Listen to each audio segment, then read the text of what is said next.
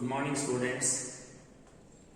In the last class, I was explaining you the second category alliances, and we have already studied some of the important alliances under second category, like HRA, Entertainment Alliance, and Special Alliances under Section 1014 Clause 1. Today let us see the Special Alliances under Section 1014(2), which also belong to the second category, that is alliances partially taxable. The Special Alliances under Section 1014(2) are given to the employee exclusively for his private or personal purpose. See, there are a number of special alliances covered under Section 1014(2). But all these special alliances are not important from your examination point of view. There are only a few special alliances you are supposed to read and remember. See, there are a number of alliances like special compensatory alliances which are listed in Section 1014(2). And under special compensatory alliances, there are tens of alliances like border area alliance, disturbed area alliance, remote locality alliance, then uncongenial climate alliance, avalanche alliance. Like that, there are tens of alliances under special compensatory alliances, and the rate of exemption under this category differs from place to place. That's why, so these are not so important for the beginners of Indian Income Tax Act. So you just remember that there are certain special alliances which are exempted to some extent, and there are tens of such alliances, and the rate of alliance differs from place to place. The one more important special alliance which comes under Section 1014(2) and which you are supposed to remember is Children Education Alliance. See, Children Education Alliance given to an employee is exempted from taxation up to ₹100 per month per child for a maximum of 2 children. So, any Children Education Alliance received by an employee is exempted from taxation up to ₹100 per month per child for a maximum of 2 children. Similarly, one more alliance is Children Hostel Alliance. Say, Children Hostel Alliance received by an employee is exempted from taxation up to ₹300 per month per child for a maximum of 2 children. Apart from these two, that is Children Education Alliance and Children Hostel Alliance, you are supposed to remember one more, that is Transport Alliance. Say, Transport Alliance is given to an employee to enable the employee to incur the cost of travel between the place of work and the residence, and that is exempted up to ₹3,200 per month, and the exemption is applicable only for the people who are physically challenged, so not for others. So a person who is physically challenged can claim exemption for Transportation Alliance up to ₹3,200 per month. Okay. Apart from this, one more alliance that you are supposed to remember is Underground Alliance. Underground Alliance is given to employees who are working in uncongenial climate in the underground mines, and that is exempted up to ₹800 per month.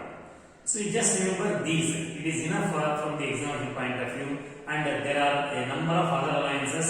As I have already told you, special compensatory alliances, and these are not so important.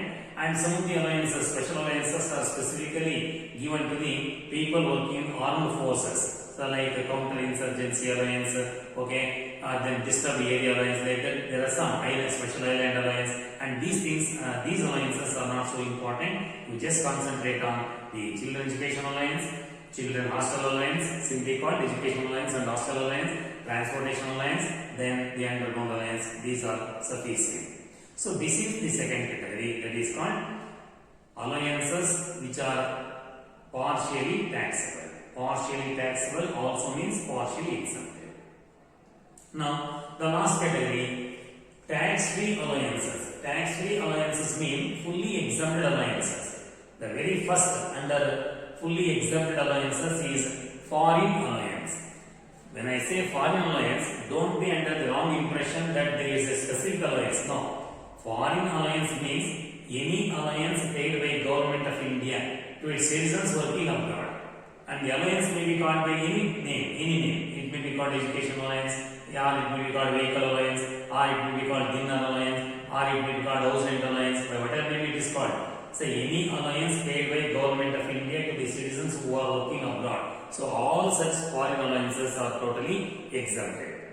Then some of the alliances given to High Court and Supreme Court judges, that is second, it is also totally exempted from taxation in the hands of High Court and Supreme Court judges. Then any alliance received from UNO, United Nations Organization, so the people who are working in India on behalf of UNO, they may receive certain alliances from UNO, so they are also totally exempted in their hands. So these are a few examples of the totally exempted alliances. So this ends my discussion on the subtopic alliances. ನೋಡಿ, alliances ನಲ್ಲಿ ನಾನು ಹಿಂದಿನ ತರಗತಿಯಲ್ಲಿ ಎರಡನೇ ಕ್ಯಾಟಗರಿಗೆ ಸಂಬಂಧಪಟ್ಟಂತ ಕೆಲವು alliance ನಿಮ್ಮ ಜೊತೆ ಚರ್ಚೆ ಮಾಡಿದ್ದೆ. ಎರಡನೇ ಕ್ಯಾಟಗರಿಯಲ್ಲಿ ಬಹಳ ಮುಖ್ಯವಾದ್ದು ಹೌಸ್ ಅಂಡ್ ಅಲಯನ್ಸ್, ಮನೆ ಬಾಡಿಗೆ ಬಗ್ಗೆ. ಎರಡನೇದು ಎಂಟರ್ಟೈನ್ಮೆಂಟ್ ಅಲಯನ್ಸ್ ಅಂತ ಹೇಳ್ಕೊಟ್ಟಿದ್ದೆ. ಮೂರನೇದು ಸ್ಪೆಷಲ್ ಅಲಯನ್ಸಸ್ ಅಂತ ಹೇಳಿ. ಆ ಸ್ಪೆಷಲ್ ಅಲಯನ್ಸಸ್ ಅಲ್ಲಿ ಎರಡು ಕ್ಯಾಟಗರಿ ಇದೆ, ಸೆಕ್ಷನ್ 1014(1) ಮತ್ತೆ 1014(2) ಅಂತ ಹೇಳಿ. 1014(1) ಅನ್ನು ನಾನು ಹೇಳ್ಕೊಟ್ಟಿದ್ದೀನಿ. ಅವು ಅಫಿಷಿಯಲ್ ಡ್ಯೂಟಿಗೆ ಕೊಟ್ಟಿರ್ತಕ್ಕಂಥ ಅಲಯನ್ಸ್ಗಳು. ಅವುಗಳನ್ನ ಖರ್ಚು ಮಾಡಿಬಿಟ್ರೆ ಅಫಿಷಿಯಲ್ ಡ್ಯೂಟಿಗೆ ಎಂಪ್ಲಾಯಿ ಟ್ಯಾಕ್ಸ್ ಕಟ್ಟೋದು ಬೇಕಾಗಿಲ್ಲ, ಖರ್ಚು ಆಗದೆ ಹೋದ್ರೆ ಟ್ಯಾಕ್ಸ್ ಕಟ್ಟಬೇಕಾಗುತ್ತೆ ಅಂತ ನಾನು ಹೇಳಿದ್ದೀನಿ. ಅದೇ ಅವಕ್ಕಿರ್ತಕ್ಕಂಥ ರೂಲ್. ಇನ್ನು 1014(2) ನಲ್ಲಿ ಮತ್ತೆ ಕೆಲವು ಸ್ಪೆಷಲ್ ಅಲಯನ್ಸ್ಗಳಿದ್ದಾವೆ. ಆ 1014(2) ನಲ್ಲಿ ಬರ್ತಕ್ಕಂಥ ಸ್ಪೆಷಲ್ ಅಲಯನ್ಸ್ಗಳನ್ನ ಎಂಪ್ಲಾಯರು ಎಂಪ್ಲಾಯಿಗೆ ಎಂಪ್ಲಾಯಿಯ ಸ್ವಂತ ಖರ್ಚುಗಳಿಗೆ ಪರ್ಸನಲ್ ಎಕ್ಸ್ಪೆಂಡಿಚರ್ಸ್ ಎಲ್ಲ ಕೊಟ್ಟಿರ್ತಾರೆ. ಅವಕ್ಕೆ ಕಾನೂನು ಒಂದು ಮಿತಿ ಏನಿದೆ, ಆ ಮಿತಿವರೆಗೆ ಟ್ಯಾಕ್ಸ್ ಇಲ್ಲ, ಮಿತಿ ಮೀರಿದ್ರೆ ಟ್ಯಾಕ್ಸ್ ಕಟ್ಟಬೇಕಾಗುತ್ತೆ. ಸೊ ಆದ್ರೆ ಬಹಳ ಮುಖ್ಯವಾಗಿ ಅನೇಕ ಅಲಯನ್ಸ್ಗಳಿದಾವಲ್ಲಿ. ಎಲ್ಲ ಅಲಯನ್ಸ್ಗಳ ಬಗ್ಗೆ ನೀವು ತಿಳ್ಕೊಳ್ಳುವಂತ ಅವಶ್ಯಕತೆ ಇಲ್ಲ. ಬಹಳ ಮುಖ್ಯವಾಗಿ ಕೆಲವು ಅಲಯನ್ಸ್ಗಳನ್ನ ನೆನಪಿಟ್ಕೋಬೇಕಾಗುತ್ತೆ. ಈಗ ಉದಾಹರಣೆಗೆ ಈ ಸ್ಪೆಷಲ್ ಅಲಯನ್ಸಸ್ ಅಂತ ಸೆಕ್ಷನ್ 1014(2) ನಲ್ಲಿ ಸ್ಪೆಷಲ್ ಕಾಂಪನ್ಸೇಟರಿ ಅಲಯನ್ಸಸ್ ಅಂತ ಹೇಳಿ 10 ಅಲಯನ್ಸ್ಗಳಿದಾವಲ್ಲಿ. ಈ ರಿಮೋಟ್ ಏರಿಯಾ ಅಲಯನ್ಸ್ ಅಂತ ಬರುತ್ತೆ, ಡಿಫಿಕಲ್ಟ್ ಏರಿಯಾ ಅಲಯನ್ಸ್ ಅಂತ ಬರುತ್ತೆ, ಡಿಸ್ಟರ್ಬ್ ಏರಿಯಾ ಅಲಯನ್ಸ್ ಅಂತ ಬರುತ್ತೆ, ಬಾರ್ಡರ್ ಏರಿಯಾ ಅಲಯನ್ಸ್ ಅಂತ ಬರುತ್ತೆ, ಅನ್ಕಾಂಜಿನಿಯಲ್ ಕ್ಲೈಮೇಟ್ ಏರಿಯಾ ಅಲಯನ್ಸ್ ಅಂತ ಏನೋ ಬರ್ತವೆ. 108 ಅವಲಾಂಚ್ ಏರಿಯಾ ಅಲಯನ್ಸ್ ಅಂತ ಬರ್ತವೆ. ಇವೆಲ್ಲ ಎಕ್ಸಾಮ್ಷನ್ ಒಂದು ಪ್ಲೇಸ್ ನಿಂದ ಇನ್ನೊಂದು ಪ್ಲೇಸ್ಗೆ ಚೇಂಜ್ ಆಗ್ತಾ ಹೋಗುತ್ತೆ. ಹಾಗಾಗಿ ಇವುಗಳ ಬಗ್ಗೆ ನೀವು ಹೆಚ್ಚು ಗಮನ ಹರಿಸಬೇಕಾಗಿಲ್ಲ. ಮತ್ತೆ ಬಹಳ ಮುಖ್ಯವಾಗಿ ಈ ಸ್ಪೆಷಲ್ ಅಲಯನ್ಸಸ್ 1014(2) ನಲ್ಲಿ ಎಜುಕೇಶನ್ ಅಲಯನ್ಸ್ ಮತ್ತೆ ಹಾಸ್ಟೆಲ್ ಅಲಯನ್ಸ್ ಅಂತ ಬರುತ್ತೆ. ಅದನ್ನ children education alliance, children hostel alliance ಅಂತ ಕೂಡ ಕರೀಬಹುದು. ಅವನ್ನ ನೆನಪಿಟ್ಕೋಬೇಕಾಗುತ್ತೆ. ಚಿಲ್ಡ್ರನ್ ಎಜುಕೇಶನ್ ಅಲಯನ್ಸ್ ಏನ್ ಬರುತ್ತೆ ಎಂಪ್ಲಾಯೀಸ್ಗೆ, ಅದರಲ್ಲಿ ಒಬ್ಬ ಹುಡುಗನಿಗೆ ತಿಂಗಳಿಗೆ ₹100 ಇಬ್ಬರಿಗೆ ವಿನಾಯಿತಿ ಕೊಡ್ತಾರೆ, ಮಿಕ್ಕಿದ್ದು ಟ್ಯಾಕ್ಸ್ ಕಟ್ಟಬೇಕಾಗುತ್ತೆ. ಚಿಲ್ಡ್ರನ್ ಹಾಸ್ಟೆಲ್ ಅಲಯನ್ಸ್ಗೆ ಒಬ್ಬ ಹುಡುಗನಿಗೆ ತಿಂಗಳಿಗೆ ₹300 ಇಬ್ಬರಿಗೆ ವಿನಾಯಿತಿ ಕೊಡ್ತೀವಿ, ಉಳಿದೋದಕ್ಕೆ ಟ್ಯಾಕ್ಸ್ ಕಟ್ಟಬೇಕಾಗುತ್ತೆ. ಇಲ್ಲಿ ಕಾನೂನೇ ಸ್ಪಷ್ಟವಾಗಿ ಹೇಳ್ಬಿಟ್ಟಿದೆ, ಎಸ್ಪಿಟಿ ಎಕ್ಸಂಪ್ಷನ್ ಇದೆ ಅಂತೇಳಿ. ಆ ಎಕ್ಸಂಪ್ಷನ್ ಬಿಡ್ರಿ, ಮಿಕ್ಕಿದ್ದನ್ನ ಇನ್ಕಮ್ ಟ್ಯಾಕ್ಸ್ ಸೇರಿಸ್ಕೊಡ್ರಿ ಅಥವಾ ಸ್ಯಾಲರಿ ಸೇರಿಸ್ಕೊಡ್ರಿ, ಅದಕ್ಕೆ ಆ ಎಂಪ್ಲಾಯ್ ಟ್ಯಾಕ್ಸ್ ಕಟ್ಟಬೇಕಾಗುತ್ತೆ. ಇನ್ನೊಂದು ನೀವು ನೆನ್ಪಿಡ್ಬೇಕು ಅಂದ್ರೆ ಅಂಡರ್ ಗ್ರೌಂಡ್ ಏರಿಯಾ ಅಲಯನ್ಸ್ ಅಂತಾರೆ, ಅಥವಾ ಅಂಡರ್ ಗ್ರೌಂಡ್ ಅಲಯನ್ಸ್ ಅಂತ ಕರೀತಾರೆ. Not area, under ground alliance. Under ground alliance ಅಂದ್ರೆ ಈ ಮೈನ್ಸ್ ಗಳಲ್ಲಿ ಕೆಲಸ ಮಾಡ್ತಕ್ಕಂಥ ಎಂಪ್ಲಾಯೀಸ್ ಗೆ ಎಂಪ್ಲಾಯರ್ ಕೊಡ್ತಕ್ಕಂಥ ಅಲಯನ್ಸ್. ಯಾಕೆಂದ್ರೆ ಅಲ್ಲಿ ಅನ್ಕಾಂಜಿನಿಯಲ್ ಕ್ಲೈಮೇಟ್ ಇರುತ್ತೆ ಮೈನ್ ಗಳಲ್ಲಿ, ಅವ್ರಿಗೆ ಕಾಂಪನ್ಸೇಟ್ ಮಾಡೋದಕ್ಕೆ ಆ ತರದ ಒಂದು ಅಂಡರ್ ಗ್ರೌಂಡ್ ಏರಿಯಾ ಅಲಯನ್ಸ್ ಅಂತ, ಅಂಡರ್ ಗ್ರೌಂಡ್ ಅಲಯನ್ಸ್ ಅಂತ ಕೊಡ್ತಾರೆ. ಆ ಅಂಡರ್ ಗ್ರೌಂಡ್ ಅಲಯನ್ಸ್ ತಿಂಗಳಿಗೆ ₹800 ಟ್ಯಾಕ್ಸ್ ಇರೋದಿಲ್ಲ, ಮಿಕ್ಕಿದ್ದು ಟ್ಯಾಕ್ಸ್ ಕಟ್ಟಬೇಕಾಗುತ್ತೆ. ಇನ್ನೊಂದು ಟ್ರಾನ್ಸ್ಪೋರ್ಟ್ ಅಲಯನ್ಸ್ ಅಂತ ಇದೆ. ಟ್ರಾನ್ಸ್ಪೋರ್ಟ್ ಅಲಯನ್ಸ್ ಅಂತ ಹೇಳಿದ್ರೆ ಒಬ್ಬ ಎಂಪ್ಲಾಯಿ ರೆಸಿಡೆನ್ಸ್ ಇಂದ ಆಫೀಸ್ಗೆ, ಆಫೀಸ್ ರೆಸಿಡೆನ್ಸ್ಗೆ ಕಮ್ಯೂಟ್ ಮಾಡೋದಕ್ಕೆ, ಓಡಾಡೋದಕ್ಕೆ ಈ ಟ್ರಾನ್ಸ್ಪೋರ್ಟ್ ಅಲಯನ್ಸ್ ಅಂತ ಕೊಡ್ತಾರೆ. ಆ ಟ್ರಾನ್ಸ್ಪೋರ್ಟ್ ಅಲಯನ್ಸ್ ಫಿಸಿಕಲಿ ಚಾಲೆಂಜ್ ಆಗಿರ್ತಾರೆ, ಅವರಿಗೆ ಮಾತ್ರ ತಿಂಗಳಿಗೆ ₹3,200 ವಿನಾಯಿತಿ ಕೊಡ್ತಾರೆ ಕಾನೂನು, ಮಿಕ್ಕಿದ್ದಕ್ಕೆ ಅವರು ಟ್ಯಾಕ್ಸ್ ಕಟ್ಟಬೇಕಾಗುತ್ತೆ. ಬೇರೆಯವರಿಗೆ ಅದು ಸಂಪೂರ್ಣ ಟ್ಯಾಕ್ಸ್ ವಿನಾಯಿತಿ ಕೊಡೋದಿಲ್ಲ. ಫಿಸಿಕಲಿ ಚೆನ್ನಾಗಿರೋರಿಗೆ ವಿನಾಯಿತಿ ಕೊಡೋದಿಲ್ಲ.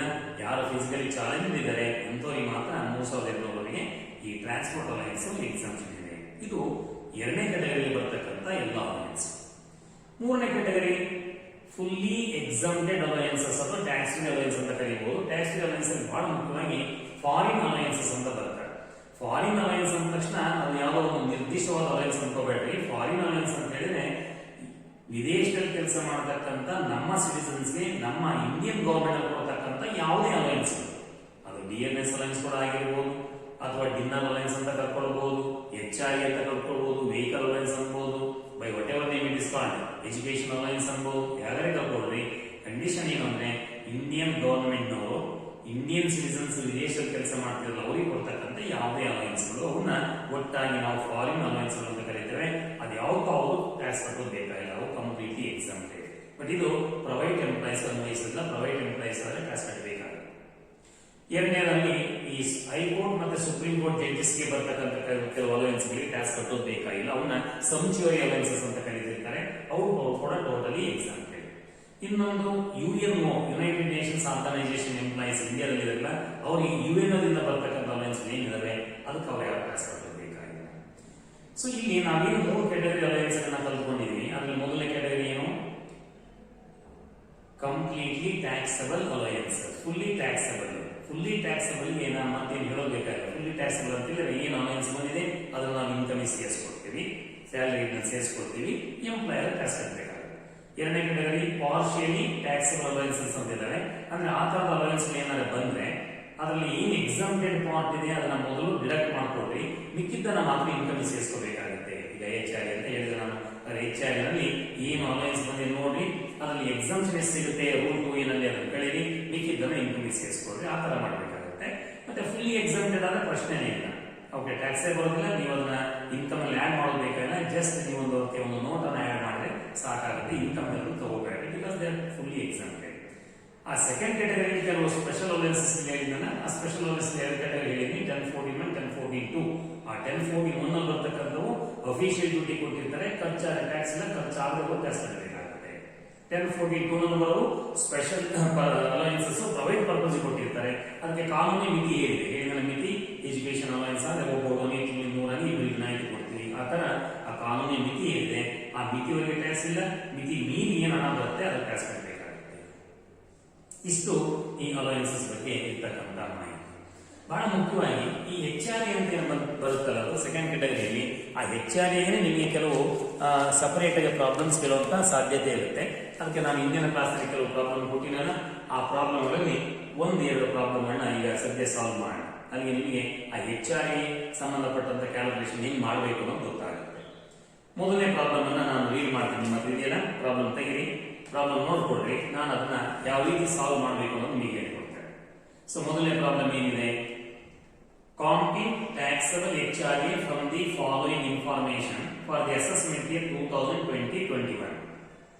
ಈ ಮಾಹಿತಿ ನೋಡಿಕೊಂಡು 2020-21 ಅಸೆಸ್ಮೆಂಟ್ ಇಯರ್ಗೆ ಟ್ಯಾಕ್ಸಬಲ್ HRA ಹೇಳಬೇಕು. ಹಾಗಾದ್ರೆ HRA ಏನು? Partially exempted. ಅಂದ್ರೆ ನೀವು ಬಂದಿರೋ HRA ಬರ್ಕೊಡ್ರಿ ಮೊದಲು. ಅದರಲ್ಲಿ ಎಕ್ಸಾಮ್ಷನ್ ಏನಿದೆ HRAಗೆ ರೂಲ್ 2A ನಲ್ಲಿದೆ. ರೂಲ್ 2A ನಲ್ಲಿ ಏನು ಎಕ್ಸಾಮ್ಷನ್ ಸಿಗುತ್ತೆ ಅದನ್ನ ಕಳೀರಿ, ಮಿಕ್ಕಿದ್ದು ಟ್ಯಾಕ್ಸ್ ಕಟ್ಟಬೇಕಾಗುತ್ತೆ. ಆ ರೀತಿ ಮಾಡಬೇಕು. ಸದ್ಯ ನೆನ್ಪಿಡಿ, ಪ್ರಾಬ್ಲಮ್ ಪೂರ್ತಿ ನೋಡ್ರಿ. ಏನು ಮಾಹಿತಿ ಇದೆ? ಬೇಸಿಕ್ ಸ್ಯಾಲರಿ ₹30,000 ಅಂತ ಇದೆ, ಪರ್ ಆ್ಯನಮ್ ಅದು ಆಕ್ಚುಲಿ ಅಲ್ವಾ.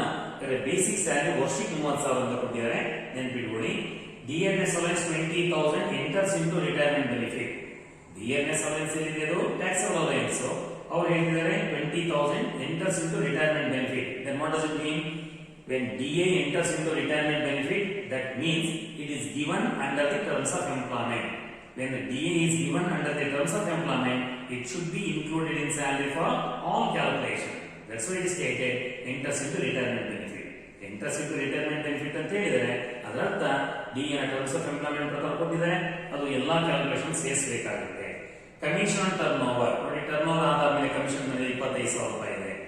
ರೆಂಟ್ ಪೇಡ್ 3,000 ಪರ್ ಮಂತ್, ಇದು ಇನ್ಕಮ್ ಅಲ್ಲ, this is rent paid by the employee. So employee ಆಗಿದ್ರೆ ಅವ್ರ ಹೆಸರು ಹೇಳಿಲ್ಲ, ಆ ಎಂಪ್ಲಾಯಿ ಕಟ್ಟಿರ್ತಕ್ಕಂಥ ರೆಂಟ್ ತಿಂಗಳಿಗೆ 3,000 ರೂಪಾಯಿ ಇದೆ. HRA ರಿಸೀವ್ 2,500 ಪರ್ ಮಂತ್, ತಿಂಗಳಿಗೆ 2,500 ರೂಪಾಯಿ HRA ಬರ್ತಾ ಇದೆ, ತಿಂಗಳಿಗೆ 2,500 HRA ಬರುತ್ತೆ ಅಂತ ಬರ್ತಿದ್ದಾರೆ. House occupied by the assess is in Delhi ಅಂತ ಹೇಳ್ತಾರೆ, ಮನೆ ಡೆಲ್ಲಿಯಲ್ಲಿದೆ. ಇಷ್ಟೆಲ್ಲ ಮಾಹಿತಿ ನೋಡಿದಾಗ ನಮಗೊಂದು ಅನುಮಾನ ಬರೋದೇನು ಅಂತ ಹೇಳಿದ್ರೆ, ಮೇಲ್ಗಡೆ ಬೇಸಿಕ್ ಸ್ಯಾಲರಿ 30,000 ಅಂತ ಬರ್ತಾರೆ, DA 20,000 ಅಂತ ಬರ್ಬಿಟ್ಟಿದ್ದಾರೆ. ಆದ್ರೆ ಅದು ಪರ್ ಮಂತ್ ಅಂತ ಹೇಳಿಲ್ಲ, ಪರ್ ಆ್ಯನಮ್ ಅಂತ ಹೇಳಿಲ್ಲ. ನಾನು ಅದನ್ನ ಪರ್ ಆ್ಯನಮ್ ಹೇಳ್ಬೇಕು ಅನ್ಕೊಂಡೆ. ಅದು ಕನ್ನಡ ವರ್ಷನ್ ಇದೆ, ಕೆಳಗಡೆ ಗಮನಿಸಿ. ಕನ್ನಡ ವರ್ಷನ್ ಏನ್ ಬರ್ತಾರೆ? ಮೂಲ ವೇತನ ತಿಂಗಳಿಗೆ. ಅದರಲ್ಲಿ ಏನ್ ಬೇಸಿಕ್ ಸ್ಯಾಲರಿ ಹೇಳಿದ್ರೆ ಅದು ಪರ್ ಮಂತ್ ಇದೆ, ನೆನ್ಪಿಟ್ಕೊಳ್ರಿ, ಇಟ್ಸ್ ನಾಟ್ ಪರ್ ಆ್ಯನಮ್. ಹಾಗೆ ತುಟ್ಟಿ ಭತ್ಯೆ ತಿಂಗಳಿಗೆ ಅಂತ ಬರ್ತಾರೆ, ಇಲ್ಲಿ ಮೇಲ್ಗಡೆ ನೋಡಿದ್ರೆ ಬರೀ ತುಟ್ಟಿ ಭತ್ಯೆ ಅಂತ ಬರ್ಬಿಟ್ಟಿದ್ದಾರೆ. ನಾನು ನಿಮಗೆ ಹಿಂದಿನ ಕ್ಲಾಸ್ ಒಮ್ಮೆ ಹೇಳಿದ್ದೆ, unless otherwise stated the given amount should be treated as per annum. Problem ಏನು ಹೇಳದೆ ಹೋಗುತ್ತೆ, ನಾವು ಅದನ್ನ ಒಂದು ವರ್ಷದ ಹಣ, ಒಂದು ವರ್ಷದ ಮೊತ್ತ ಅಂತ ತಿಳ್ಕೊಂಡೆ ನಾವು ಇನ್ಕಮ್ ಟ್ಯಾಕ್ಸ್ ಲೆಕ್ಕ ಮಾಡ್ತೀವಿ.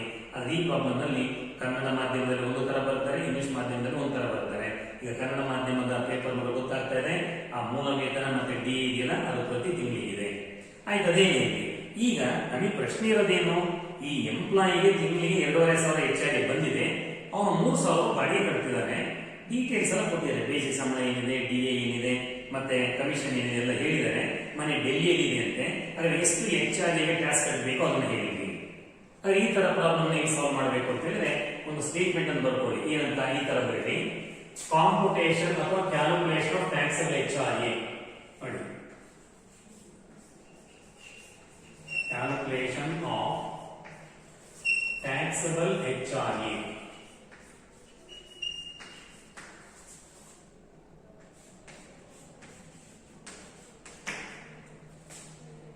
Calculation of taxable HRA ಅಂತ ಬರ್ಕೊಂಡು just take 2 columns. ಬೇರೆ ಕಾಲಮ್ ಮಾಡ್ಕೊಂಡು ಕ್ಯಾಲ್ಕುಲೇಷನ್ಸ್ ಅನ್ನು ತೋರಿಸಬಹುದು ನೀವು ಈ ತರ.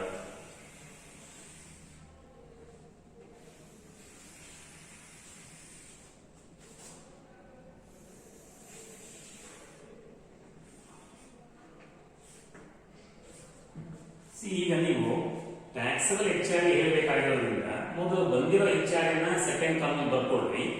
ಆ ಬಂದಿರತಕ್ಕಂಥ HRA ನಲ್ಲಿ ರೂಲ್ 2A ನಲ್ಲಿ ಏನು ಎಕ್ಸಾಮ್ಷನ್ ಇದೆ ಆ ರೂಲ್ 2A ನ ಎಕ್ಸಾಮ್ಷನ್ ಇನ್ನರ್ ಕಾಲಮ್ ಬರ್ಕೊಂಡು ಕಳ್ಕೊಳ್ರಿ, ಮಿಕ್ಕಿದ್ದು ಟ್ಯಾಕ್ಸಬಲ್ ಆಗುತ್ತೆ. ಇಲ್ಲಿ ಫಸ್ಟ್ ಮತ್ತೆ ಎರಡು ಕಾಲಮ್ ಮಾಡ್ಕೊಂಡಿಲ್ಲ, ಅದರ ಮೊದಲು HRA receive. C HRA received right, HRA received. HRA received rupees 2,500 per month ಅಂತ ಹೇಳ್ತಾರೆ. ಅಂದ್ರೆ 2,500 into 12 ಮಾಡಿ you get 30,000. So 30,000 is the HRA received per annum.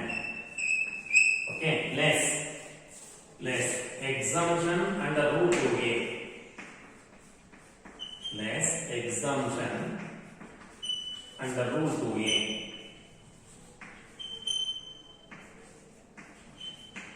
Exemption rule 2A ಅಂತ ತಗೊಳ್ರಿ.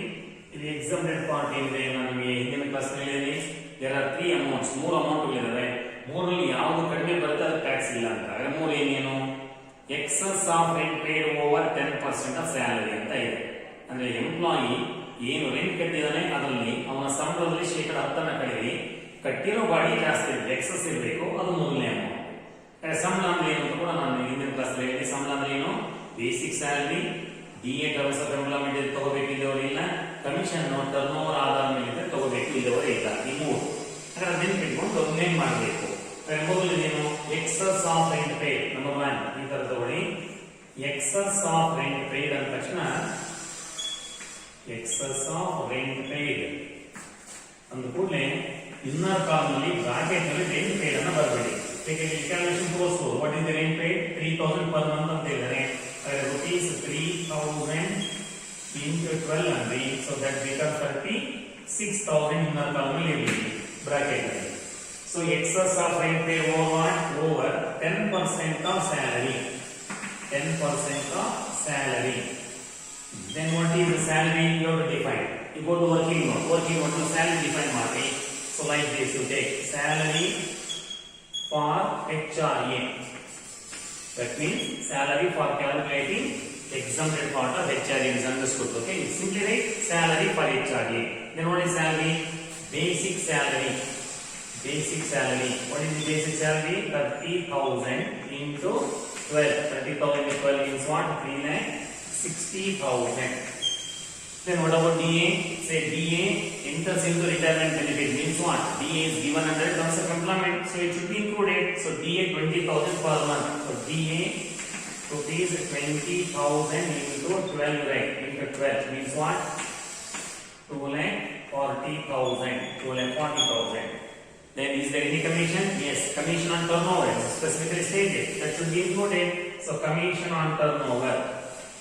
Commission on turnover.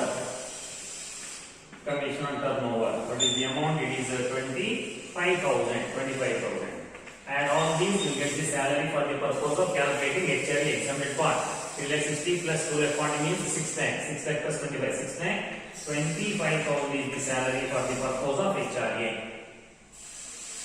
6 lakh 25. Now come back. So here you have to take 10% of salary. So what is salary? Rupees 6 lakh 25,000. So 6 lakh 25,000 into 10 by 100. 10 by 100 means what? 62,500. 62,500 is the 10% salary. Now what is the term you are using? We are using excess of rent paid over 10% salary. Means what? The rent paid by the assessee must exceed 10% of his salary. But is there any excess rent paid by the assessee? No, because rent paid by the assessee is just 36,000, whereas 10% salary comes to 62,500. So there is no excess. Nil, or you write 0. Okay. Put a semicolon or. Second one, actual HRA received. Actual HRA received. What actually received by the employee? 30,000. Put a semicolon or on the third one. Where the house is situated? The house is situated in Delhi means 50%. Okay, 50% of salary. 50% of salary. What is salary? 6,25,000 into 50 by 100 means what? 3,12,500. 3,12,500 is 50%. Okay, whichever is less, you write. Whichever is less. So out of these three, the least is 0. 0 means what? Nil. Okay, 0. Then from 30,000 you cancel 0, you get 30,000. Then what does it mean? The complete HRA is taxable. This is taxable HRA. Like that you have to compute the taxable part of HRA. ನೋಡಿ HRA partially exempted allowance ಅಲ್ವಾ? Partially exempted ಅಂತ ಹೇಳಿದ್ರೆ ಅಥವಾ partially taxable ಅಂತ ಕೂಡ ಹೇಳ್ಬಹುದು. Partially exempted ಅಂದ್ರೆ ಈ ಬಂದಿರೋ ಅಲೋವೆನ್ಸ್ ನಲ್ಲಿ ಒಂದು ಭಾಗ ಟ್ಯಾಕ್ಸ್ ಇರೋದಿಲ್ಲ. ಅದು ರೂಲ್ 2A ನಲ್ಲಿ ಪ್ರಾವಿಷನ್ಸ್ ಹೇಳ್ಕೊಟ್ಟಿದ್ದೀನಿ. ಆ ಪ್ರಕಾರ ಸಾಲ್ವ್ ಮಾಡಬೇಕು. ಈಗ ಇಲ್ಲಿ ಬಂದಿರತಕ್ಕಂಥ ಸಂಬಳ ಮತ್ತೆ ಅವರಿಗೆ ಬಂದಿರತಕ್ಕಂಥ ಅಲೋವೆನ್ಸ್ಗಳು, ಅವರಿಗೆ ಬಂದಿರತಕ್ಕಂಥ HRA ಮತ್ತು ರೂಮ್ ಅಲೋವೆನ್ಸ್, HRA, ಅವ್ರು ಕಟ್ಟಿರೋ ಬಾಡಿಗೆ, ಮನೆ ಎಲ್ಲಿದೆ ಎಲ್ಲ ಮಾಹಿತಿ ಇರುತ್ತೆ. ಅದು ಓದ್ಕೊಂಡು ಅವ್ರು ಹೇಳಿದರೆ ಟ್ಯಾಕ್ಸಬಲ್ ಪಾರ್ಟ್ ಆಫ್ HRA ಕಂಡಿದ್ದೀವಿ. ಟ್ಯಾಕ್ಸಬಲ್ ಪಾರ್ಟ್ ಆಫ್ HRA ಕಂಡಿದ್ದೀವಿ ಈ ತರ ಸ್ಟೇಟ್ಮೆಂಟ್ ಹಾಕೊಳ್ಳಿ. ಏನು ಕ್ಯಾಲ್ಕುಲೇಷನ್ ಆಫ್ ಟ್ಯಾಕ್ಸಬಲ್ HRA ಅಂತ ಬರೆದು ಬಂದಿರೋ HRA ಮತ್ತು ಹೊರಗಡೆ ಬರ್ಕೊಂಬಿಡಿ. ಏನು ಬಂದಿರೋ HRA ತಿಂಗಳಿಗೆ 20,000, ತಿಂಗಳಿಗೆ 20,000 ವರ್ಷಕ್ಕೆ 30,000 ಆಗುತ್ತೆ. HRA ರಿಸೀವ್ ಅಂತ ಕೊಡ್ರಿ. ಹಾಗೆ ಎಕ್ಸಾಮ್ಷನ್ ಏನಿದೆ ರೂಲ್ 2A ನಲ್ಲಿದೆ. ಆ ರೂಲ್ 2A ನಲ್ಲಿ ಏನು 3 ಅಮೌಂಟ್ ಹೇಳಿ ನಾನು ನೆನ್ಪಿಟ್ಕೊಂಡಿರ್ಬೇಕು. ಅವನ್ನ ಕ್ಯಾಲ್ಕುಲೇಷನ್ ಮಾಡಿ ತಲುಪಬೇಕು. ಹಾಗೆ 3 ಅಮೌಂಟ್ ಏನು? So less exemptions rule 2A ಅಂತ ಬರ್ಕೊಳ್ಳಿ. ನಂಬರ್ 1 ಏನು? Excess of rent paid over 10% salary ಅಂತ ಅಲ್ಲಿ ಹೇಳ್ತಾರೆ.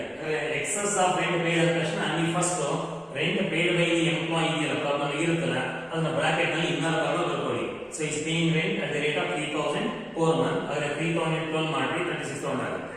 Over what? ಓವರ್ 10% ಸ್ಯಾಲರಿ ಅಂದ್ರೆ ಆ ಎಂಪ್ಲಾಯಿ ಕಟ್ಟಿರೋ ಬಾಡಿಗೆನಲ್ಲಿ ಅವನ ಸಂಬಳದಲ್ಲಿ 10% ಕಳೀಲಿ ಅಂತ. ಅವನ ಸಂಬಳ ಅಂದ್ರೆ ಏನು? ಮತ್ತೆ ನೀವಲ್ಲಿ HRA ಪ್ರಾವಿಷನ್ ಹೇಳ್ಬೇಕಾದ್ರೆ ಸ್ಯಾಲರಿ ಅಂದ್ರೆ ಏನು ಅಂತ ಹೇಳ್ಕೊಟ್ಟಿರ್ತೀನಿ. ಸ್ಯಾಲರಿ ಅಂದ್ರೆ ಏನು? Basic DA terms of employment ಇದೆ ಸೇರಿಸ್ಕೊಡ್ತೀವಿ, ಕಮಿಷನ್ ಫಿಕ್ಸ್ಡ್ ಪರ್ಸೆಂಟೇಜ್ ಟರ್ಮ್ ಸೇರಿಸ್ಕೊಡ್ತೀವಿ. ಈ ಪ್ರಾಬ್ಲಮ್ ಅಲ್ಲಿ ಬೇಸಿಕ್ ಸಂಬಳ ತಿಂಗಳಿಗೆ 30,000 ಇದೆ. ವರ್ಷಕ್ಕೆ ಏನಾಗುತ್ತೆ? 3,60,000. DA ತಿಂಗಳಿಗೆ 20,000 ರೂಪಾಯಿ ಸೇರಿಸಬೇಕಾ? Yes. Enters into retirement benefit ಅಂತ ಬರ್ತಾರೆ. ಅದರ ಟರ್ಮ್ಸ್ ಆಫ್ ಎಂಪ್ಲಾಯ್ಮೆಂಟ್ ಇದೆ ಸೇರಿಸಬೇಕು. 20,000 ಇಂದ 12 ಮಾಡಿ 2,40,000 ಆಗುತ್ತೆ. ಹಾಗೆ ಕಮಿಷನ್ ಟರ್ನ್ ಓವರ್ ಆಧಾರ ಮೇಲಿದೆ ಸೇರಿಸ್ಕೊಡ್ರಿ.